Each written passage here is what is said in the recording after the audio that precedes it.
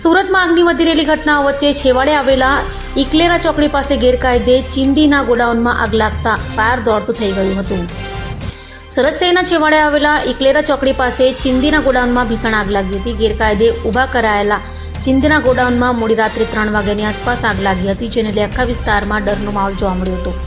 તો આગને લઈ મોટા પ્રમાણમાં ચીંદીનો માલ બળી જતા દૂર દૂરથી આગના ગોટે ગોટા જોવા મળ્યા હતા। બનાવ એટલે ફાયરની જાણ કરતા તાત્કાલિક વિસ્તાર ડિંડોલી સહિતની ફાયર સ્ટેશનની ગાડીઓ ઘટના સ્થળે દોડી ગઈ હતી અને આગ પર સતત પાણીનો મારો કરી કાબુ મેળવ્યો હતો। જો કે આગ કઈ રીતે લાગી તે જાણી શકાયો નથી, પરંતુ આગમાં જાનહાનિ ન થતાં હાશકારો અનુભવાયો છે।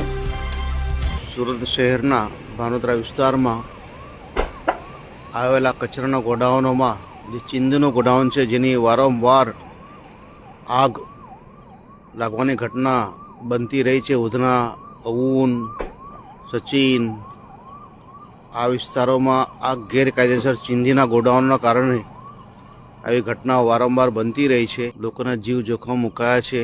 આજે આ વિસ્તારમાં આટલી ભયાનક આગ લાગી હોવાના કારણે સુરત શહેરની ફાયર ટીમ દોડતી થઈ છે।